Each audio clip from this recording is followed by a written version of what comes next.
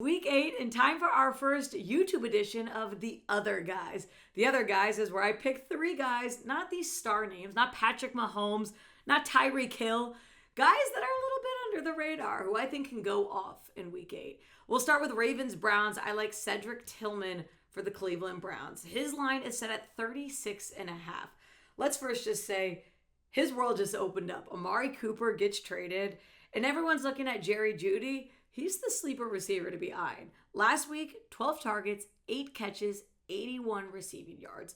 Now, he did have multiple quarterbacks throwing to him. So once Deshaun Watson came out, 7 of those targets came from DTR. Jameis Winston starting this week, but I wouldn't be surprised to see Jameis lean on this receiver.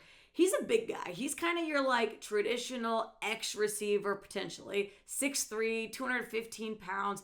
He's got the burst to make yards after the catch.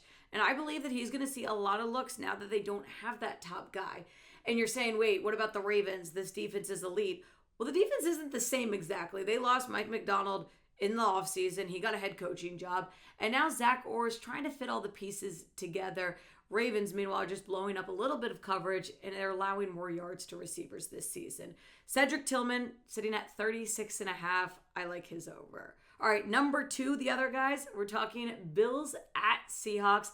Let's talk about a tight end, Noah Fant. Noah Fant over 32.5 receiving yards. I just want to give full flowers to Noah Fant for what he's done over the last 5 games. Here's a wild stat. He is literally perfect. 21 of 21 targets the last 5 games.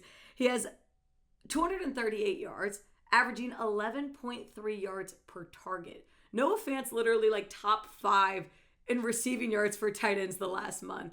And he's kind of being pretty casual about it, going really under the radar, and now facing a Bills defense that hasn't been fantastic against tight ends. I think this is a great spot for Noah Fant, over 32.5. And look at the Bills against tight ends. They've actually allowed tight ends to go over this 4 of the last 5 games.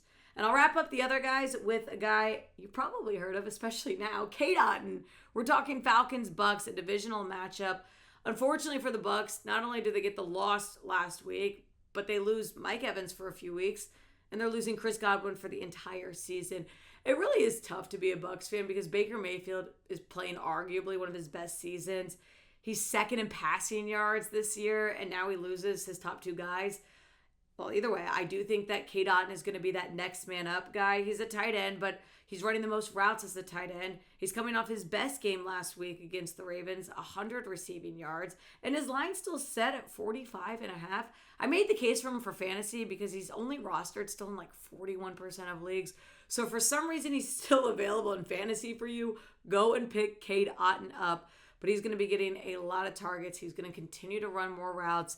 And the fact that we're still seeing this at 45.5, this is a buy low spot now. We've got Noah Fant. We're talking Cade Otton and Cedric Tillman. Those are our 3 other guys to be watching for Week 8.